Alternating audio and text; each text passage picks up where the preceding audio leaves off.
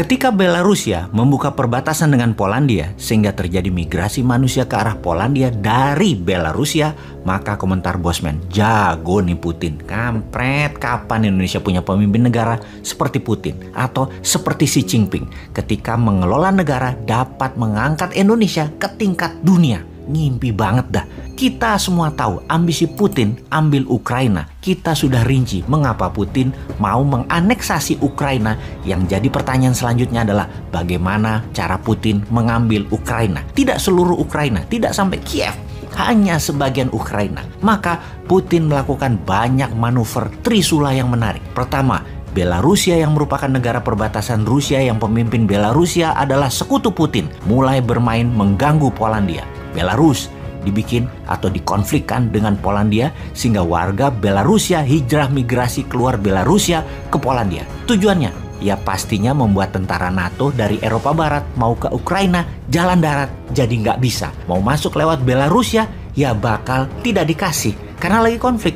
Saat ini sekutu NATO hanya Amerika dan Inggris yang stand alone, tidak terpengaruh gas Rusia. Sementara Jerman, Prancis, Spanyol, dan negara Eropa Barat lainnya energi gasnya bergantung pada Rusia bahkan lebih dari 60%. Efeknya ketika mereka mau masuk ke Belarusia atau membela Ukraina diancam oleh Rusia dengan gas Rusia. Sejauh ini Jerman belum berani dan negara Eropa lainnya tidak berani bergerak ke Ukraina mendukung Inggris dan Amerika karena tekanan gas Nord Stream 1 dan Nord Stream 2 milik Gazprom Rusia dikendalikan mati nyalanya oleh Rusia. Eropa Barat jadi nggak berani bergerak mereka saat ini. Kapal selam Rusia sudah masuk ke Laut Baltik. Militer Rusia jaga di Laut Baltik. Kalau NATO mau masuk hanya bisa lewat udara dengan kapal induk yang ada di posisi Laut Atlantik. Ini sangat jauh dan sangat mudah diintercept. Di sisi selatan Ukraina yaitu Laut Mati atau Dead Sea,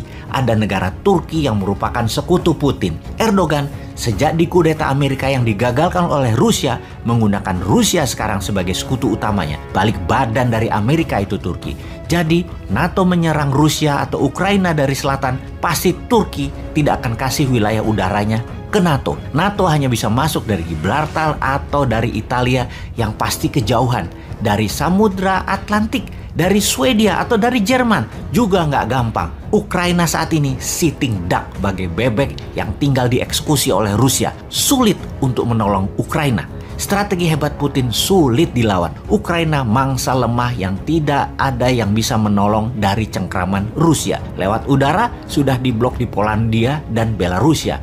Eropa Barat ditekan melalui gas. Amerika Inggris hanya bisa serang dari Gibraltar atau dari utara Belarusia, dari Latvia. Jadi kesimpulan, lupakan NATO. Anda kalah strategi sama Putin.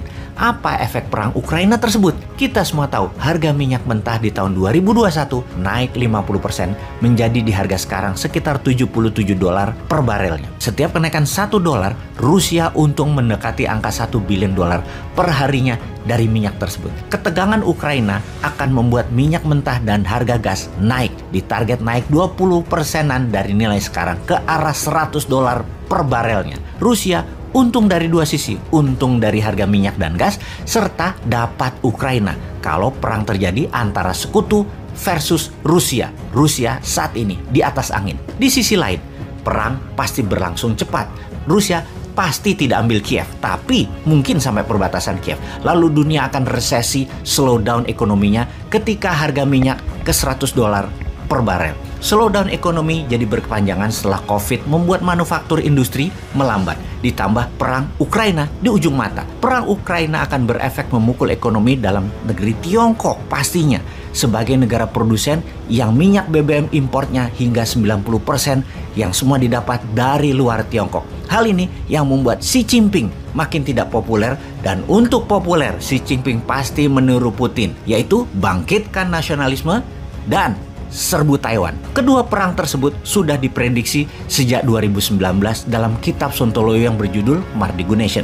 Jelas sudah mengatakan perang Laut Natuna Utara dan perang di selatan Eropa pasti terjadi. Sungguh, data ini bukan ramalan, ini analisa. full data sebelum membuat analisanya. Rusia dengan strategi Morozkova 2.0 memang punya rencana besar di Eropa dan merinci bagaimana mengambil Crimea, melepas Inggris Brexit dari Uni Eropa, melepas bangsa Katalan agar mereka merdeka dari Spanyol, mendukung separatis Baski, mendukung separatis timur Ukraina anti Kiev. Semua strategi jangka panjang oleh Putin dikerjakan desainnya sejak lama.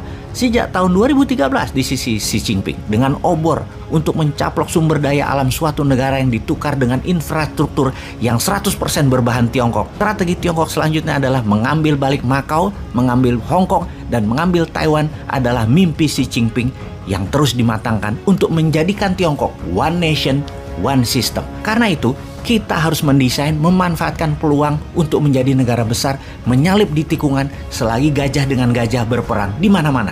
Jangan cemen lah bernegara. Masa ngurusin hal-hal yang gak penting sih, seperti kayak tentaranya misalnya. Masa tentara disuruh megangin anak-anak yang dipaksa vaksin dengan sadisnya yang membuat anak kecil bisa pada trauma semua? Atau bernegara saat ini para elitis malah sibuk membangun apa saja proyek-proyek tadi dengan hutang lagi, sibuk bagi-bagi cuan antara pengusaha dan penguasa atau istilahnya peng-peng. Sibuk atur-atur kebijakan proyek untuk mereka belah-belah di atas sana. Rakyatnya hanya dikasih info dari buzzer seakan apa yang pejabat kerjakan tidak melanggar sumpah jabatan walau KKN. Dengan buzzer, rakyatnya dibikin gak paham bernegara dan tidak tahu berita luar negeri bahwa dunia mau perang yang padahal bisa dimanfaatkan untuk Indonesia berdaulat.